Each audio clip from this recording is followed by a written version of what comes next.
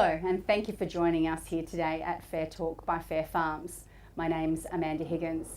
In this very last episode for 2024, I'm excited to be joined by three special guest panelists. Wayne Shields from Peninsula Fresh Organics, Abigail Woods from Boratto Farms, and Paul Gazzola from Gazzola Farms.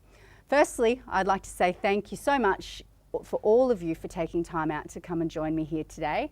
I know that you all play a very active, hands-on role within your businesses, so I'm very truly grateful about you coming to spend some time to chat. I'll throw to you first, Wayne, if you'd like to just give me a little bit of an idea as to what your business does and how long you've been in the industry for, and then we'll go to Abby, and then we'll move to Paul. Thanks, Amanda. Wayne Shields. We've been organic farmers for about 15 years now, almost. Down on the Mornington Peninsula and also up on the Murray River we have another second site where we do a lot of growing. So we've been certified organic since 2010 and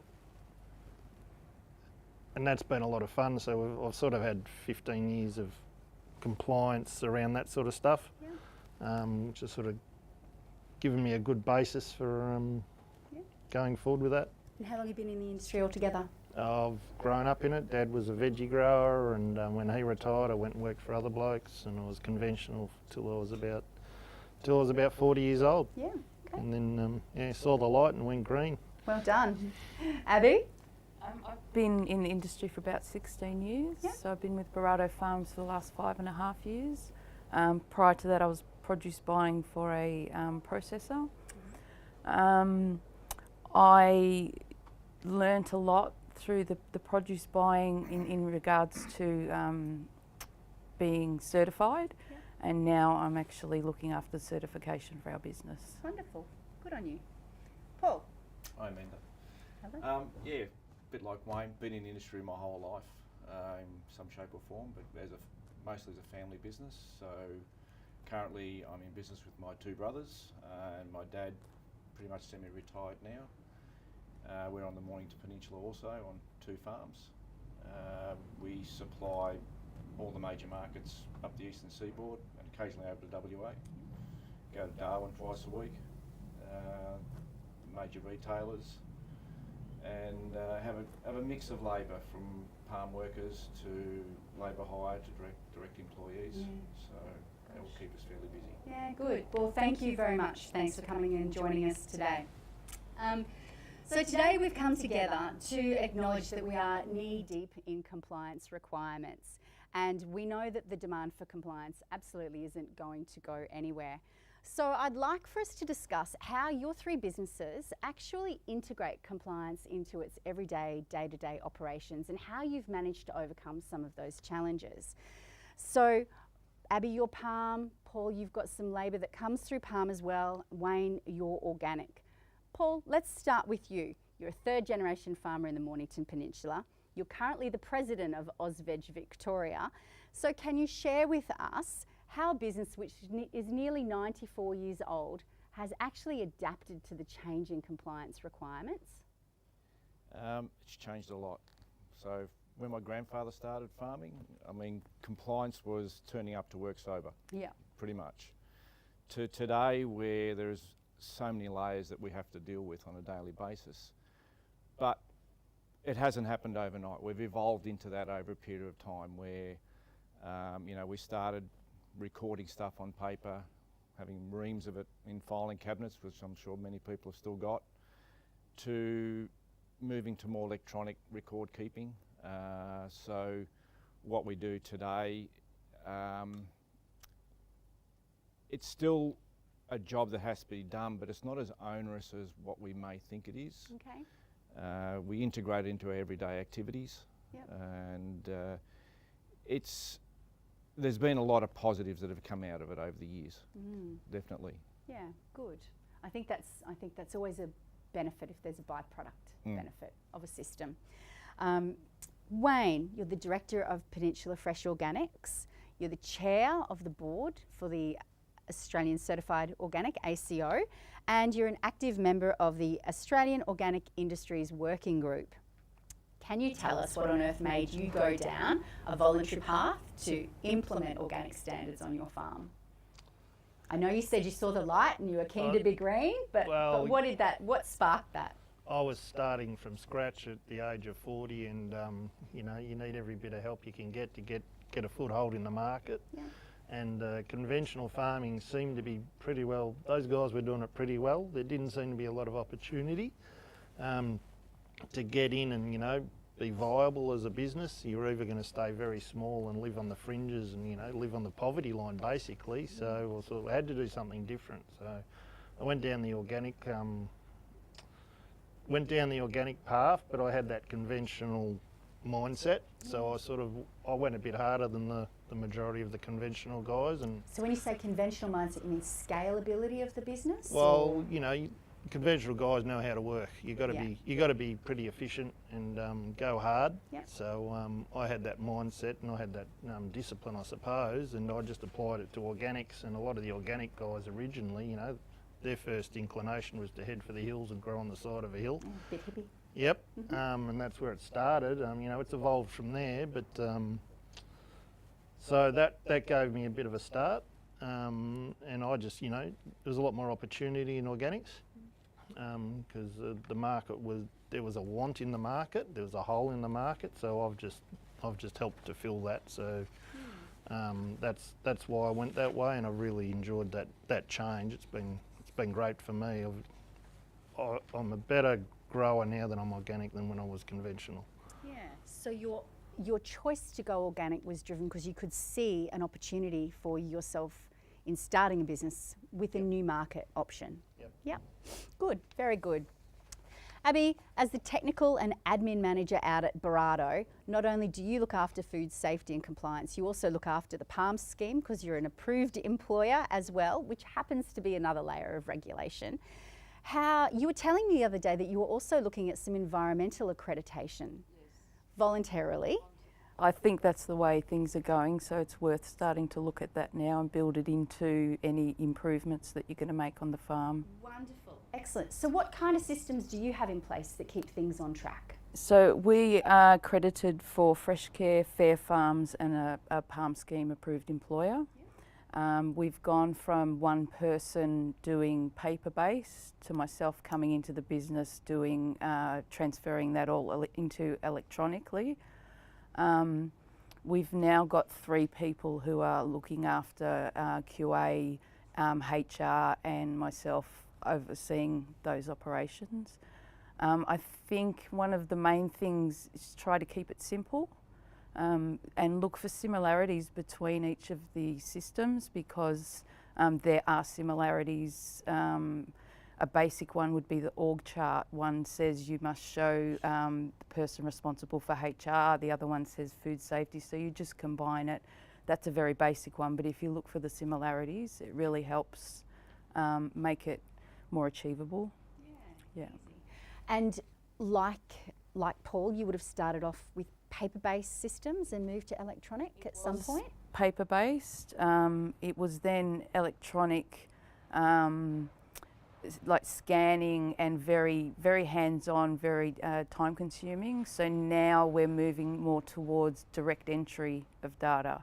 So the person responsible for that job, so the person spraying, enters that data, and that saves time yet again. Yeah. Oh, no, that's good. So there's an efficiency that's come out of that. So I do think it's important to recognise that you all come from larger businesses. You've got a bit of a structure there, and I don't want to say that you've got the luxury of having additional resources, but a lot of our viewers and a lot of our growers are mum and dad operators, or they're very, very small teams. What advice do you have for them which could potentially help streamline their operations? What are some key learnings over your time within your businesses that you might be able to share and have some insights as to just how to make things a little bit more efficient from a day-to-day basis? Before they jump in, look at what they really need to meet their market requirements. Yeah. You don't need to go the whole hog just to supply a wholesale market potentially. Yeah. So that certain customers have certain demands on what they want you to have. So look carefully what they need before they go in and say, I've got to do this, this and this. but also, I suppose, go after the low-hanging fruit. No The stuff pun that's intended. easy, the stuff that's easy to achieve first, and they sink their teeth into those first, and it gets their head around the compliance issues and the systems that they need to build, rather than trying to do the whole lot in one hit. So, and build capability slowly. Yeah. 'Cause it's very hard to do overnight. Bite-size Yeah, chunks. How to eat Absolutely. the elephant, yeah? One Yeah. bite at a time. absolutely. Anything from you? To build on that, identify the areas where they may need to look at for certification and focus on those first. Keep it very simple. You don't have to reinvent the wheel. Just make sure that what you've got as a requirement is met. Don't go above and beyond. Yep. Meet the requirements to start with. Yep. And later on, if you choose to go higher, then that's your choice. Yeah. And Wayne, what do you think? Well, it all depends where you want to take your business. So, like, it's very much what Paul said. So, if it's going to make you unhappy to have to jump all these hoops to get into a market you don't really want to be in, well, what's the point? Some people want to, paddle around in the shallow end of the pool. That's no disrespect, but I mean, that's where they want to be, and they might not have to, chase these hurdles at all. So they've got to understand where they want to take it. Yeah. And then they'll know what steps they've got to take. Yeah. So I think what I'm hearing from you in regards to some of those key learnings is identify what some of the key criteria are going to be that you need to address from a compliance perspective. Have a look for any kind of duplication that you can manage successfully and understand where your business wants to go. Do you think, is that a safe snapshot? Do you think start paper-based or? Out there to help you with that too. I mean, Yeah. ultimately, it's get that information before you jump in the pool effectively. That's the key. Understand what the need is. Understand where your business is going to go.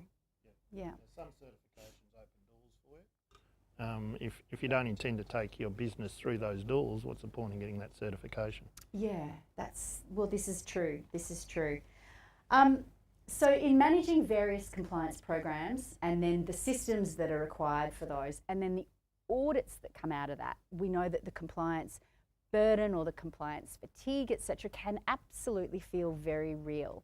Have you got some suggestions for growers, either in time management or get ready or don't leave it until the 11th month on the 11th hour before the auditor's coming up? What's some suggestions? What Abby commented on earlier about finding the similarities between, especially if you're doing multiple programs.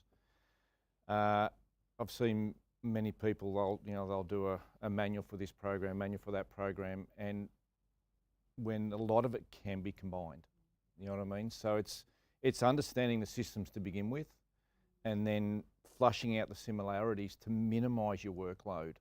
That's been key to what we've done. I mean, we started with 2 QA manuals initially. Now we run one, and it covers both standards. It's made things a lot simpler to maintain. So the record keeping's been minimised by going electronically.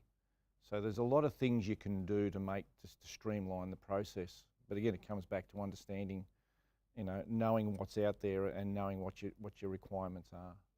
Yeah. I think, do you use any software, Paul, that you'd be happy to sort of share? And you've obviously moved from paper to electronic, I imagine, spreadsheets then to software. So Live Farm is one of the key softwares that we use on farm for a lot of our compliance, from tracking our harvesting and traceability through to QA section and also training. So it has a lot of facets to it, which work really well. Which are all important and all, Yes, key absolutely. record keeping criteria Yes. that you need to meet too. Yeah. So, Yeah. and then we use another program, 37 South, for a lot of our dispatch and sales side of things. Okay, good, good. Abby, any recommendations for any sort of apps or software? Started using OnSide to check in and check out visitors, but also to identify risks and hazards on the farms for people visiting the farm. Okay, so an OH&S and OH&S, lens as yes, well, great. Yep. And we're just starting to build into it templates to do checklists via the app. Yeah, good. Yep. And do your employees use that on a mobile phone or an iPad? On a or? mobile phone or an iPad, yes. Yeah, okay, great. And everyone has access to that? Everyone has access, Yeah, yes. good. We've started using that as well and finding it quite good. Yeah, wonderful. Excellent. Wayne, any software or app solutions for our viewers? Well, we originally, we were paper based, and because we had to try and fit the certification, all the requirements into my workforce, and we were all sort of older blokes, and we were all very much just paper based. Just a pen and paper. Pen and paper. It wasn't a slate and stone, but it was pen and paper. Look, it got it very hard, and it was hard to track. So eventually we sort of built our own system, which is pretty basic, just Soho Forms, which is an online sort of thing, pretty cheap to sort of set up ourselves. So we did that. You know, there's QR codes, there's a QR code hashtag in every tractor. So Everyone knows what a QR code now is, right? Yep. So they get in there and they take a thing, and you know they tick off their sheet when they're in the tractor, and away they go, and everything gets done like that now. So and that all goes to the cloud, and then it's all accessible for when we come up for our audits. So and I haven't had to worry about it too much now because it all happens. Was the implementation hard? Look, you had to change attitudes. Okay. But once the boss put his foot down, and he was probably the hardest guy to convince. Always the way. Yep. Most resistant to change often. Yeah, why do I have to do that? But yeah, eventually we got everyone on board, and we can tell whether they're doing it or not. So as soon as you notice a hole in the system somewhere, you can plug it. But everyone's got a mobile phone now, and it's hard to get the phones out of their hands, so they're always willing to pick it up. So and they're gonna take a photo, and then they're gonna check their text messages or whatever they're gonna do. Of course, So it always gets done now. So they're always in communication. They're always in contact. That's right. Like Wayne said, it's making that activity part of their everyday job. You know what I mean? Make it. It's what they have to do as part of their activity every day. Embed it, normalise it, normalise It's it. definitely made things a lot simpler. Yeah. Yeah, it's part of the discipline now. So it just happens. Yeah, and good. And then you don't ever notice it. And then what I do notice is coming up to our audits, there's not the rush and panic that we used to have. Yeah, because I do think that that's a genuine thing, isn't it? Do you know what I mean? You're Yeah. scrambling. When you don't have a system in place, you're scrambling to think, have I got the paperwork I need? Is it in the file it needs to be in? What have I got to have for this audit? What have I got to have for that audit? Yeah. So So direct entry from when you're doing the job into the system cuts that down, and you're already audit ready all the time because the paperwork is in there. yeah.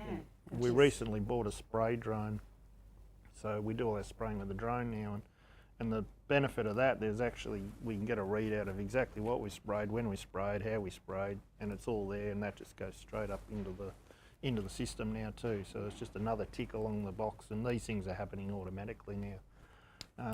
Whereas years ago, it wasn't even that long ago. You had to check the wind, like you said, and what was that, and how many litres of this product, and what date did we do it, and what time of day was it, and that's all gone now. That's all just electronically banged straight up into the cloud. Yeah, easy. And I think, Paul, you were saying earlier on about using weather monitors and that sort of stuff, that you were doing the same. There wasn't a need to have to... We run our own weather stations as well, so same for that spraying compliance. You need to track your weather and wind and everything else. So now and that's gotten you out of a pickle in the past. Absolutely, it has in the past. We've actually utilised that. Do you mind sharing about what happened on that one? We had an incident where we were spraying a chemical at the back end of the farm, and it had a bit of an odour to it. Yeah. And when we started spraying, the wind was going in the right direction, away from the neighbours, and everything was fine. And it was in the evening, so it was getting dark. And then while he was in the process of doing the job, while you're in the cabin, you can't feel the wind change. And the wind changed direction during the job. And there was an odour drift that went across to the neighbours.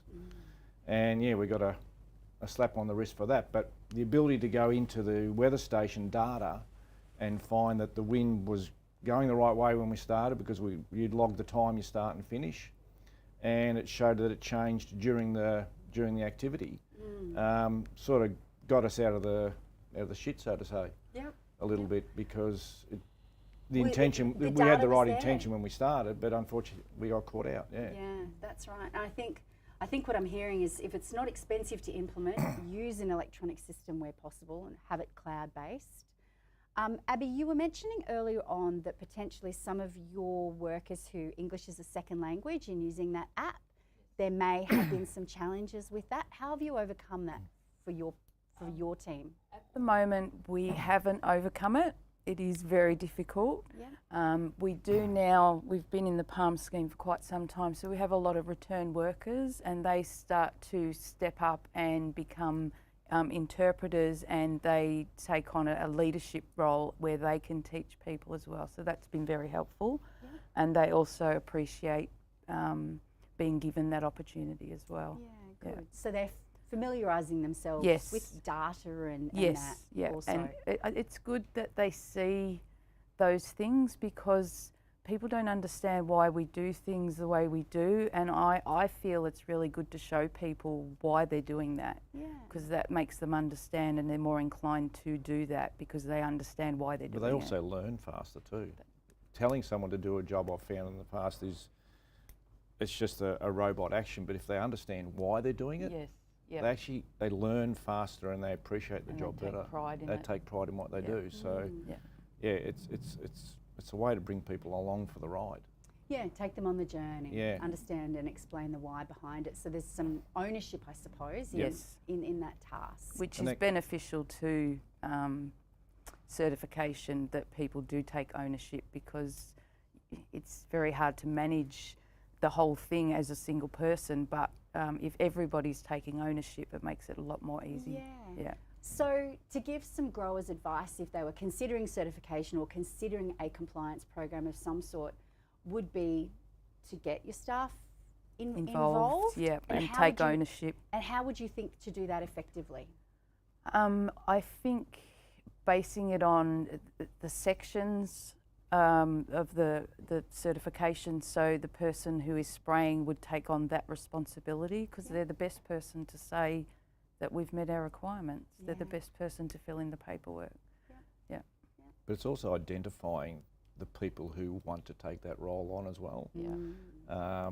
Because there's people that just come to work and they just want to work and do their job and go home. But there's people who actually take pride in being given responsibility. So it's identifying that person amongst the teams that actually takes pride in the fact that they have a responsibility, and not necessarily they have to be in charge of people, but they have something that elevates them above the rest of the people potentially. Yeah. So Sense of and- ownership yes, and accountability. Yeah. Exactly. So the trick is identifying them. Yeah. And when you do, hang on to them. Absolutely. Hang on and to we're the them. same as Abby. We've got a lot of our palm guys that we've had returning over Yeah. multiple years. And you can see they do take on a role of responsibility, even if it's just overseeing their group of people or whatever it might be, but they take pride in that, you know, and the other people look up to them with a sense of respect as well. Yeah. So Wayne, have you got anything that you do uniquely in your organic world that I suppose you'd have a certain set of culture around compliance with the organic ethos? It brings a different aspect as well too, doesn't it, I think, from the worker perspective? Yeah, look, we've always gone our own way, so we've got a lot of long-term workers. We don't have the palm scheme. We're pretty close to Melbourne, and we've got our core group of staff that have been with me since day one. So I've got a heap of Vietnamese that work for me, and their own culture, and they sort of run themselves to a degree. I give them a little bit of latitude, and that works for me and it works for them. Yeah. These guys have been with me so long, they're all getting long service leave. Yeah, right. It's great. That's a and good problem to have. It is, Yeah. because at the end of the day, people look at me and say, well, how can you afford to give them long service leave? And I said, well, how can I afford not to? I wouldn't want to lose them, because these guys have been with me for 7 or 8 years, and I've only had to train them once. I haven't had to train another guy every year. I don't have to be the first bloke at work anymore. Yep. It's a nice problem to have or these not have. guys will come in and they'll start because they know what to do. They've been with me for so long. that's just gold. So and that really helps with my business because I've got the 2 sites. So you know, I'm probably less of a farmer and more of a fireman. So I run around, fix issues, and sometimes it's labour related, sometimes it's growing related, sometimes it's weather related. Either way, I'm fixing something somewhere, and I don't know where it is. Tomorrow I'll probably be in New South Wales. The next day I'll be back here fixing something. So I need a good, stable workforce that can manage themselves. So that's the one sort of thing that I do, that I'll look around at a lot of the other farms near me that don't do that so much, or they don't have the ability to do it. And it's the same up at my New South Wales farm. It's the same 7 people that have been there for 7, 8 years now. Yeah. I have to agree with Wayne. Retention of staff is key. It is very important because it makes our life easier. And we speak to farms that have a high rotation of backpackers or something like that through their seasons, and it's like they're constantly pulling their hair out, retraining. And that's expensive, right? It is expensive, and it's not as productive, I don't believe, as having the same people there every day. Yeah. As Wayne said, they come to work, they know their job, you send them out, and you know it's going to get done properly. So it adds to your quality control is taken care of because it's massive. Yep. All right, and you're not dealing with having to find out whether these people are legitimate every day, or whether they got their visas, or whether they checked that, because it's all been done. Checks. Having to do that every day is so onerous. Well, it's costly. It is time costly. and It's money costly. and resources. So stability in staff is a massive plus. Yeah. A massive plus for us. Yeah. So have you had, in your experience, any pushback, with the compliance that's come through? Have you had any pushback from staff not wanting to step up and take responsibility and accountability, or pitch into compliance or new compliance programs? I know we spoke earlier about sort of take them on the journey. Has that just been a natural default within your business, and that's been a benefit? Pretty much. I mean, as I said, the whole Fair Farms certification, it's legitimising what we already do to a degree. It's giving us a paper trail to what we're already doing. Yeah. So has it changed our culture within the business? Probably not as much as some people may think. Yep. QA had a bigger impact in our business than this has. Yep. Because I believe we tend to look after our workers as best as possible, because we want them to come back. Yeah. A happy worker's a productive worker, and they come back every day. Yeah. Sober, hopefully. No, and Abby, any byproducts from compliance that you found on your farm with Boratto? Has there sort of been something which was surprisingly of benefit that you weren't anticipating? With Fair Farms, it made me realise that our health and safety aspect of the farm, while we had everything in place, we didn't actually have a proper system for monitoring. So Fair Farms really helped us step up our game with health and safety, which is really good. With our staff, the introduction of, we showed them that we are actually looking out for their welfare. By getting that accreditation, they understand that we are looking out for their welfare. They're more aware of our policies because there is a requirement to communicate policies. And I also find that with the management team, while they tend to do their part of the job, having a broader knowledge of the HR side of things, that's really helped them as well. Yeah. Well, that's great to hear. Yeah, that's really good. Wayne, and you're a Fair Farms member, and whether it's Fair Farms compliance or any other compliance program that there's been a benefit that you weren't expecting, have you got any stories to where you can sort of think, actually that was really gold that came out of that? Oh, look, I've got a lot of stories, but around Fair Farms, what it's done for me, it's formalised the informal around the farm. There was a lot of things we were doing, but there wasn't a process around it. There's more of a process. Look, we've still got to get better. We're evolving. We started as a very small business and only do farmers markets. 14 years ago, and now we're sort of supplying all I'm probably the second or third or fourth biggest organic grower in the country now. But so we've been on a really steep growth curve, and you know, things get left behind. So when we plugged into Fair Farms, it sort of, you know, it dragged us back up a bit. So we're more compliant now. I always want to do the right thing by everyone. I want to do the right thing by my workers, and I like to sleep at night. So, you know, I really don't want to go to bed thinking, is, you know, Fair Work going to turn up? Yeah. I just like to sleep. Yeah. I don't want any worries. I've got enough worries being a farmer, let alone worrying about compliance or, you know, at some point, you know, Fair Work will come in, or OH&S or all of that sort of stuff. I really don't want to spend my time worrying about it. Yep. So we've got a framework now where we understand a bit more on what we've got to do. Yeah. We've been really lucky as a business. We've had people in our business for 10 years and we've never had a claim. So that's a testament to either luck or good practice. well, there's a bit of both, I think. Yeah. Yep.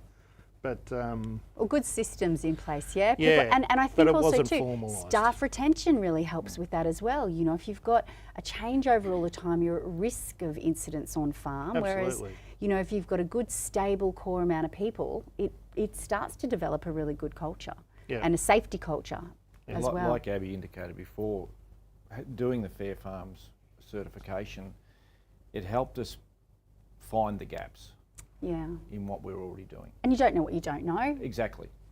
So, and I've always said, you know, during an audit, we hope that they don't find anything, but I'm not complaining that they do, because that highlights the gaps that we have within our system, and then we can fix them. Yeah. You know, as I said, you know what you know, and you don't what you don't. Yeah.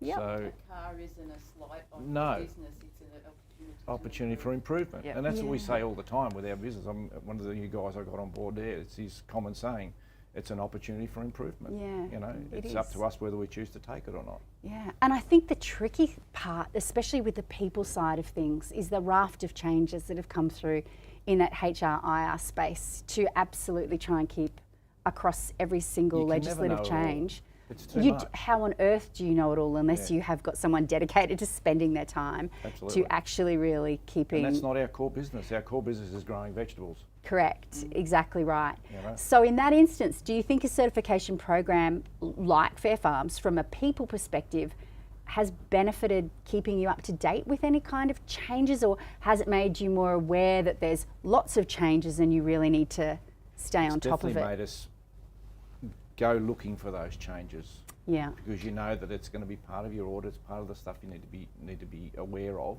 yeah, So, yeah, you find that rather than turn right and just go worry about your vegetables, you've also got to worry about your people yeah, and the systems in place for them.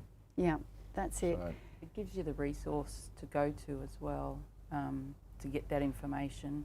I also utilise the industry body emails, because they're always full of the changes that are coming up. Yeah, And with the PALM scheme, we're part of an approved employers association, so they also send out updates.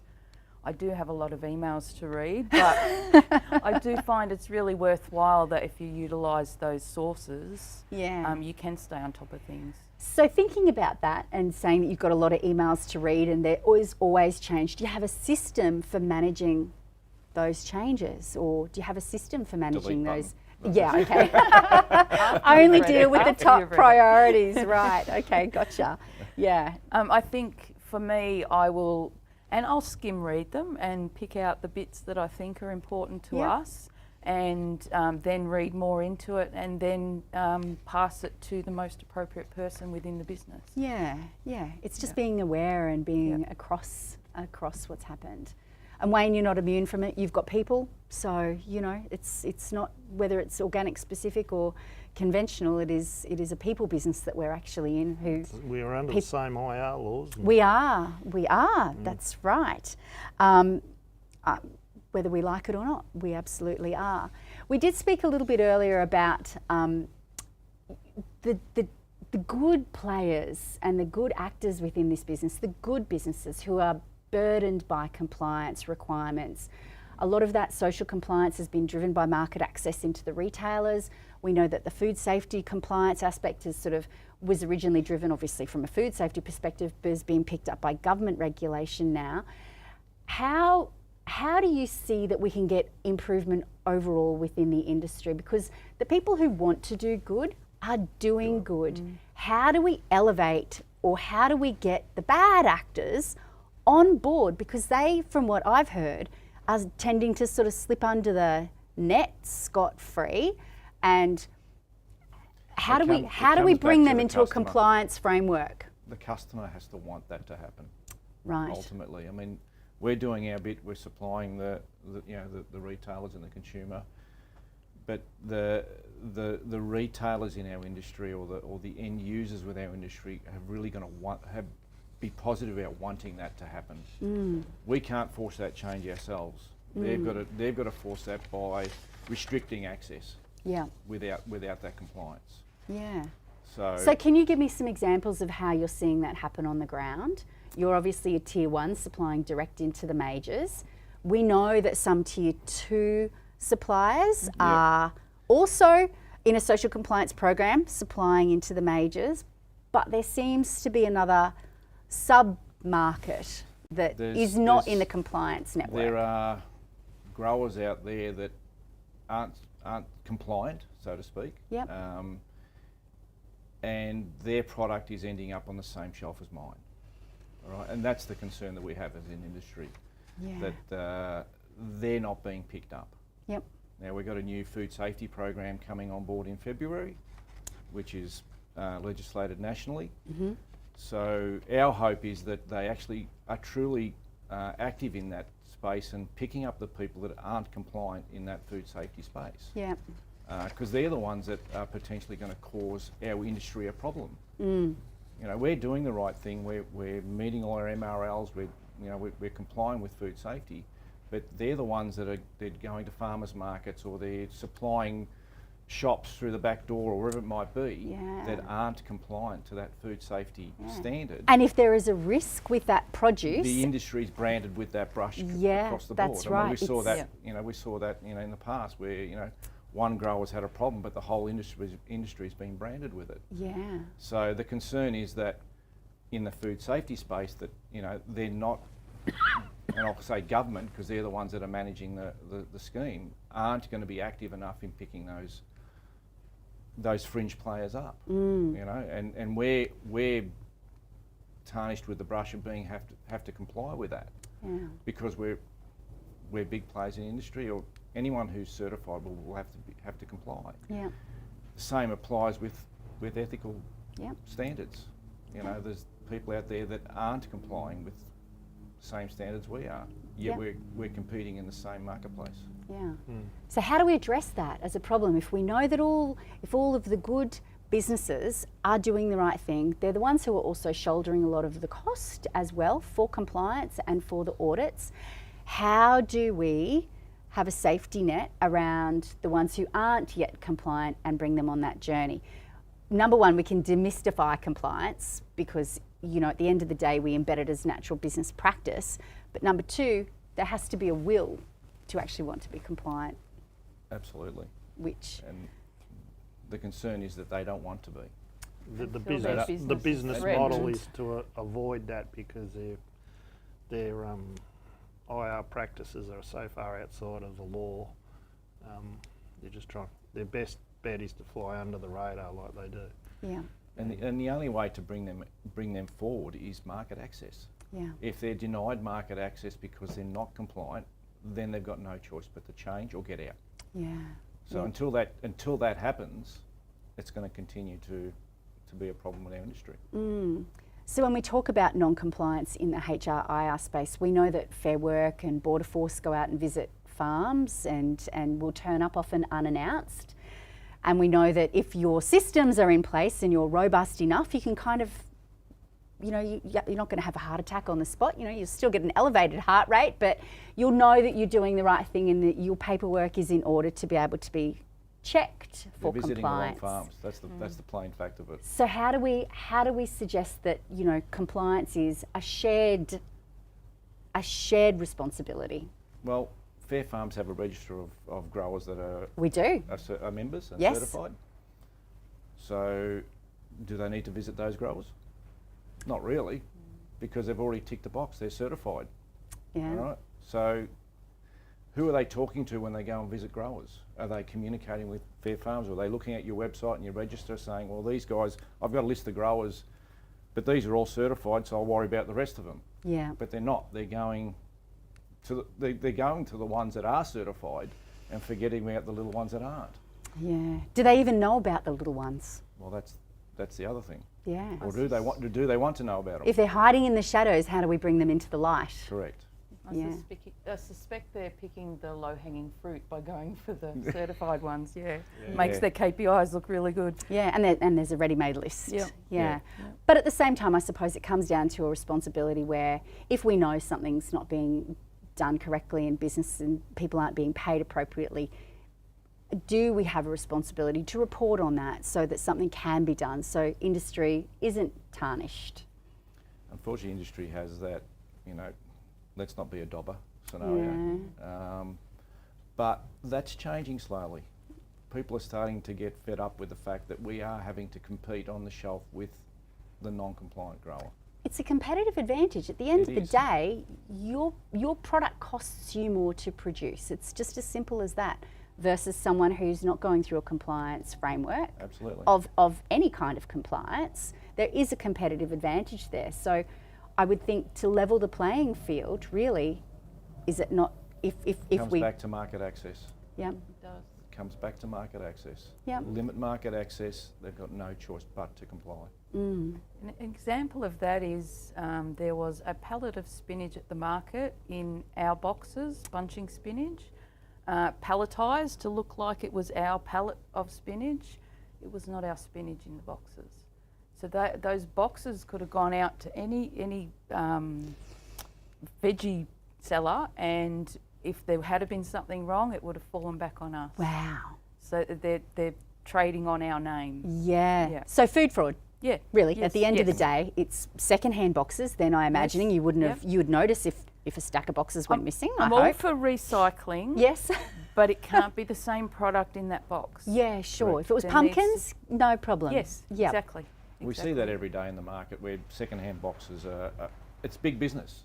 Yeah. But as Abby said, that's fine as long as it's not the same product that we've sold originally in that box. Yeah. So my lettuce box with herbs in it, that's fine. I don't have a problem with it. Yep. When I see a celery box with celery in it, Yep. on the Sydney It's market, for concerning. instance, Yeah. And you know it's not come as we've from seen in you. the past, and it's not Yeah. our celery, that's a problem. Yeah, it is a major Yeah. problem, and it speaks to food fraud. And you know, you Absolutely. can't say it's not happening. You know, it is there. So, as growers, what are some of the emerging trends that you're starting to hear of or see, or what do you think is actually going to be on the future landscape for the hort industry? We know that social compliance has now been around, you know, sort of that 2019 we came into play or so. Are we looking at additional environmental standards? I think, Abby, that's why you sort of said that you'd flag that this is going to be a Yes, requirement, so let's that's get what a I'm hearing. start Yes. now. Yeah. Yeah.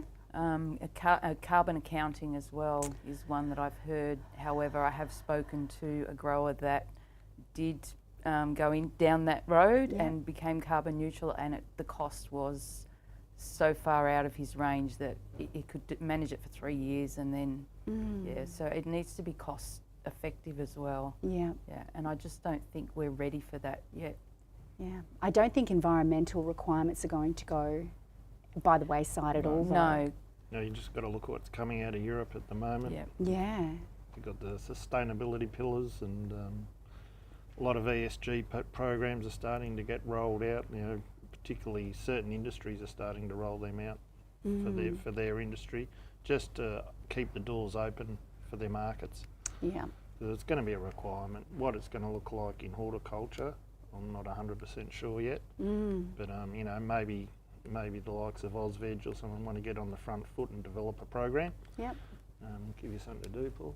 Thanks. Something relevant. Not like he needs any more work.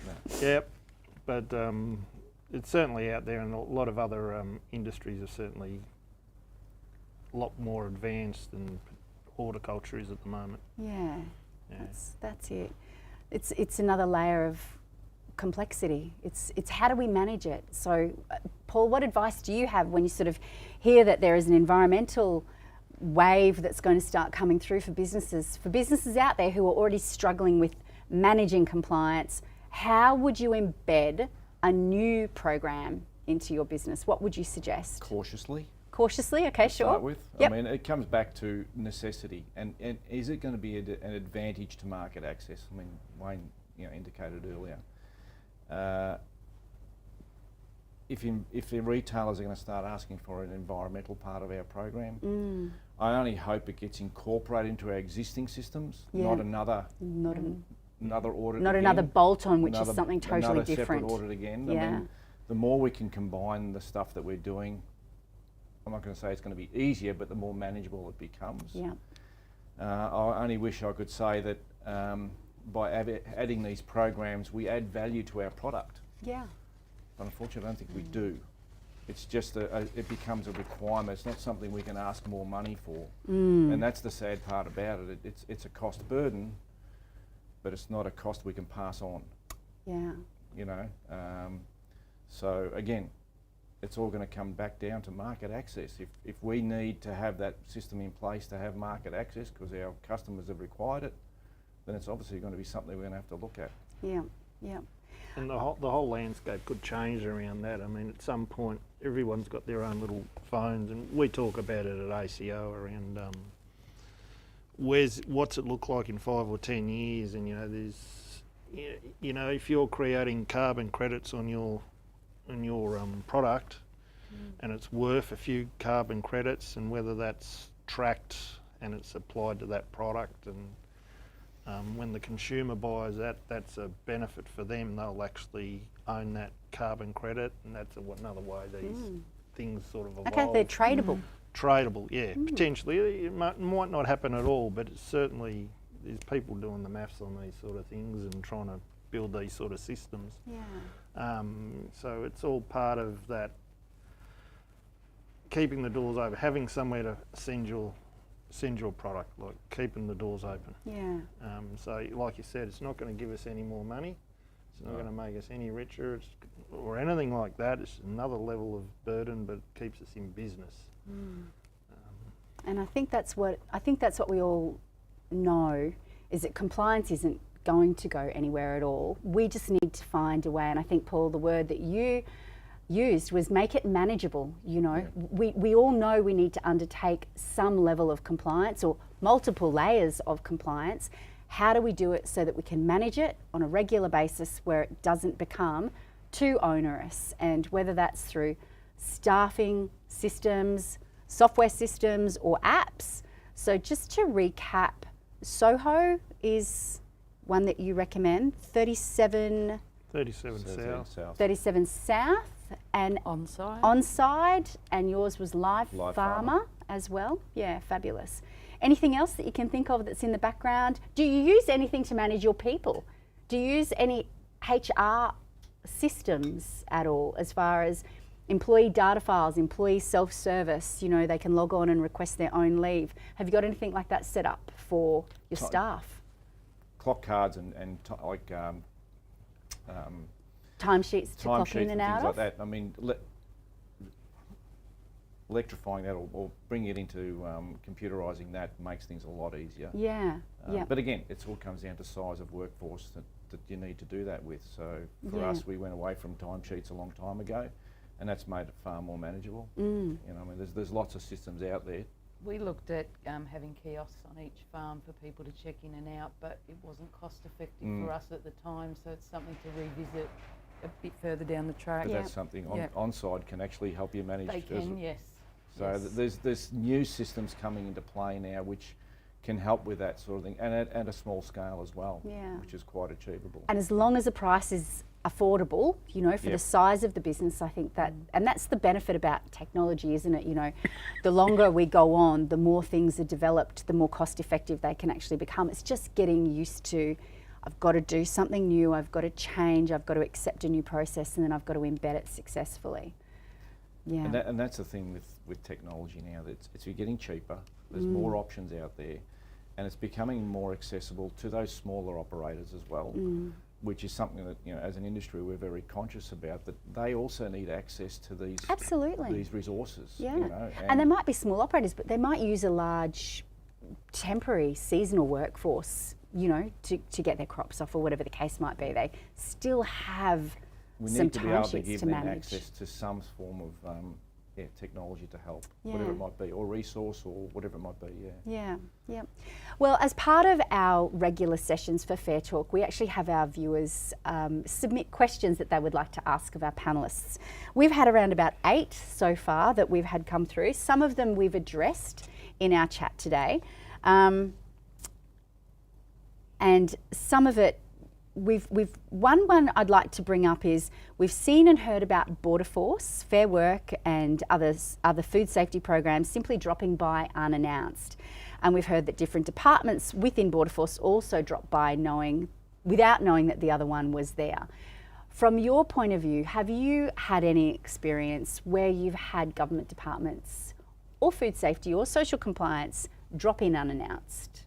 And how did you manage that? Were you comfortable in that space that your paperwork was in order? Was it just a random, hey, I'm here in the local area, I'm just coming to have a cup of coffee with you? Or? We've had a few random visits, and I've spoken to other growers that have also been recently visited. Yep. And yes, as much it was a heart in mouth experience when you see all these people roll up in black cars. They were comforted by the fact that they had their information. They had to scramble around to find it, but it was there because they had those systems in place.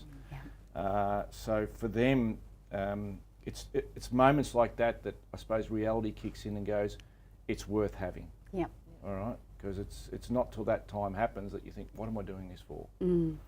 But yeah, everyone went away happy. Maybe they had to provide a little bit of information after the event, which is not something that's normal. But other than that, all in the clear. Yeah. So yeah, it's moments like that that the certification and you know, with Fair Farms or whatever the system might be, comes to the fore. I think it's being able to put your hands on the information in a timely manner, isn't it? That it's not something that you leave until, you know, the last minute of the last day. You're comfortable in having those conversations with that documentation. Your systems are in place. That's exactly right.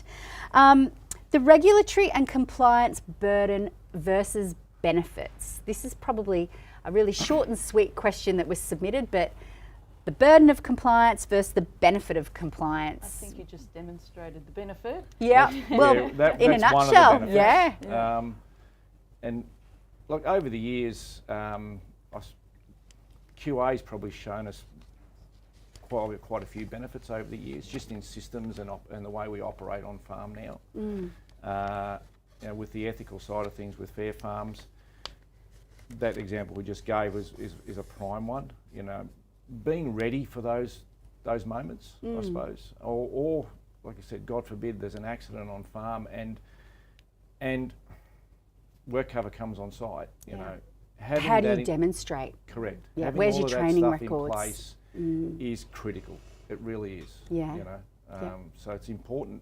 It's not till you need it that you realise. It's like insurance, right? Absolutely. You begrudge paying it, but it's when you need it that you're like, thank goodness I paid that premium on time. Absolutely. I get asked that question all the time. Why do I need to do that? Because we need to prove that we've thought about it. Correct. Yeah. Correct. Yeah. But that's not going to happen. You don't know. Yeah. It's happened somewhere. Yeah. It has. Any insights from you, Wayne? Any last minute thoughts on the compliance burden versus the compliance benefit? Yours is always about market access, is what I hear from you. Well, that's how it for you, that's what's the driver. Yep. Yeah, and that is exactly what it is for me. Yep. You And know, I heard you say it helps you sleep at night. helps me sleep at night. Sure, that's not the Scotch. Well, that sometimes. Yeah, look, particularly organics, that there's a clear and obvious benefit there. It's I get a premium on the products, and not too many certifications actually add a premium, but organics is one of those ones that actually does. The other ones are just, you know, keep the doors open, and you know, you build a better product when you start doing all these things to a system. little bit cleaner, a little bit nicer, and you can do it cheap and nasty, but you build your professionalism with it. You can build your professionalism around certain standards. Yeah, yeah. No, that's good. Well, Wayne, Abby, Paul, thank you. It's been an absolute pleasure having you on here today. I really appreciate you sharing your insights and experience with our viewers, and I hope that they're forever grateful in you telling them stories about what you actually do on your farms. I think it's great to be able to hear from a peer who's doing the same work on a day-to-day basis, who faces the same sorts of challenges. So, and thank you to those who have joined us from your offices today. We thank you for having joined us through 2024 and for this last episode of Fair Talk by Fair Farms. We look forward to joining you again in early next year in 2025, and we'd like to say goodbye for now and thank you.